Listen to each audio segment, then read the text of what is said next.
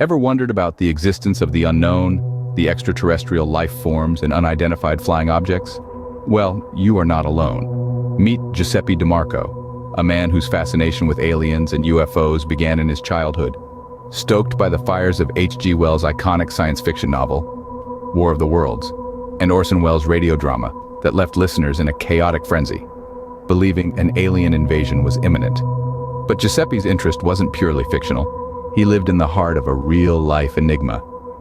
The year was 1966 in the small town of Wanaque, New Jersey. An extraordinary event occurred. An unidentified flying object was sighted, not by a solitary observer, but by the entire town. From the local police to the mayor, councilmen, and residents, everyone bore witness to this inexplicable phenomenon. An enthralling UFO sighting that left a town full of witnesses, but the truth remains a mystery. In search of answers, Giuseppe set forth on a journey that would take him into the heart of the Wanaque UFO mystery, a journey that would challenge everything he thought he knew about extraterrestrial life. Giuseppe, with a heart full of passion and a mind full of curiosity, started his quest to create a documentary about the Wanaque UFO. His pursuit to uncover the truth was not an easy one. He approached high-profile individuals from the Mutual UFO Network and the search for extraterrestrial intelligence. Yet his attempts were met with a wall of silence, a reluctance to discuss the Wanaque UFO. The very mention of it seemed to be taboo, causing a shift in the air, a chill in the conversation.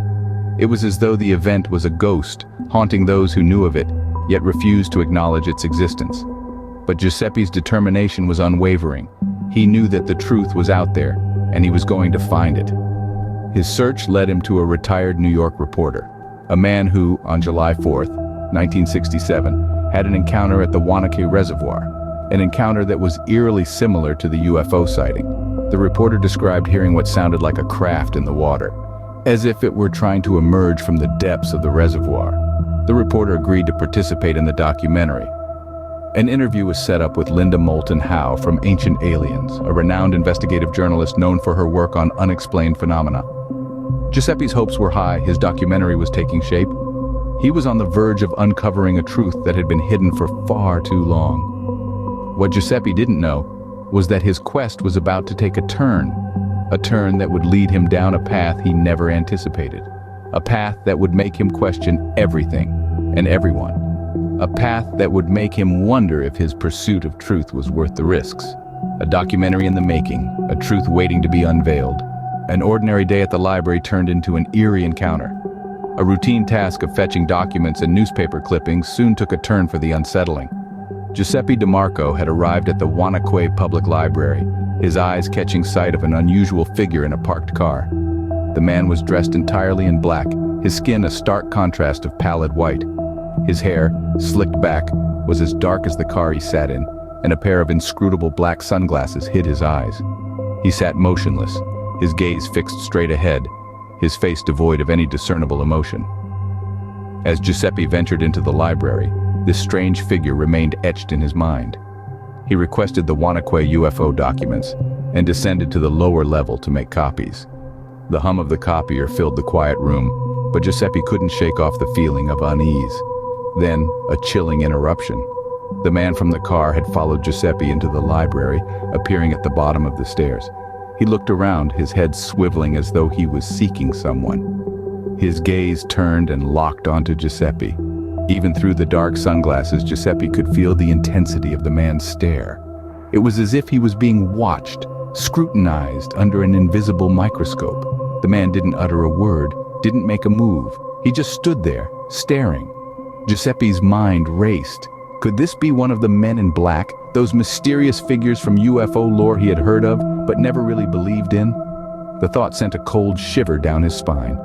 He quickly gathered his copies, returned the originals, and made his exit, leaving the man and his intense stare behind. The encounter left Giuseppe with more questions than answers. Was he being watched because of his investigation into the Wanaque UFO sighting? Was the man in black a warning of some sort? Or was it all just a figment of his imagination, a product of his deep immersion into the world of UFOs and aliens? Could this be one of the men in black, or just a figment of Giuseppe's imagination? Only time would tell. The journey of truth took a terrifying turn. Just as I was settling into my truck, my heart still pounding from the unnerving encounter in the library, it happened. Out of nowhere, an unforeseen jolt.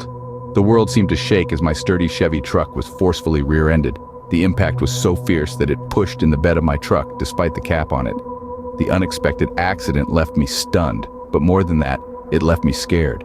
As I sat there trying to make sense of what just happened, a thought crossed my mind. Was this a warning? Was this a sign from the men in black?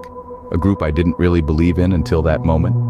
The man in the library, the intense stare, and now this accident. It all seemed too much of a coincidence. Within moments, a familiar face arrived on the scene. A friend of mine, a Wanaque police officer. He stepped out of his patrol car, concern etched on his face. I quickly explained the accident and my earlier encounter in the library. I told him about my documentary project on the UFO sighting. He laughed it off, saying, "They're probably watching you." But I wasn't laughing. His words, meant to be a joke, sent a shiver down my spine. I couldn't shake off the feeling that I was being watched, that someone, or something, didn't want me to uncover the truth about the Wanaque UFO sighting. The accident seemed too well-timed, too perfect to be a mere coincidence. The fear was real, and it was growing. The accident left more than just a dent in my truck. It left a dent in my resolve to bring the truth to light. The eerie encounter at the library and the accident, it was all too much to dismiss as a mere coincidence. It seemed like a warning, a clear message to stop digging deeper, to abandon the quest for truth. A chilling accident, a possible warning from the unknown. The pursuit of truth seemed to be a dangerous path. With the sting of the accident still fresh in his mind, Giuseppe reached out to the retired New York reporter. He narrated his unsettling encounter at the library and the subsequent accident that rattled him to his core. The reporter listened, his initial enthusiasm for the documentary waning with every word. The conversation turned somber as they discussed the potential risks involved. The strange man in black, the intense gaze, the unexpected accident, all seemed too eerie to be random events. Was it a warning? Were they being watched? The fear was palpable, even through the phone lines. It was a chilling realization that their quest for the truth about the Wanaque UFO sighting might have caught the attention of some clandestine organization. They grappled with the decision, weighing their curiosity against their safety. In the end, the decision was unanimous. The risk was too great. They decided to abandon the documentary. The pursuit of truth, it seemed, came with a price they were unwilling to pay. The retired reporter, once so eager to share his experience, became a ghost. He vanished, leaving no trace behind. His sudden disappearance added another layer of mystery to the already convoluted tale. It was as if the shadows that lurked around the Wanaque UFO sighting had swallowed him whole. The abandoned documentary remained a silent testament to their short-lived journey into the unknown. It was a stark reminder of the fear and uncertainty that had compelled them to retreat. The eerie encounter at the library, the unexpected accident, and the sudden disappearance of the reporter, all these events were left unexplored, their mysteries unsolved. So the question remains, do the men in black really exist, or is it all just a chilling coincidence? The truth, as it seems, is shrouded in darkness, waiting for the brave or the foolish to shine a light on it. But for now, it remains hidden, lurking in the shadows of the unknown.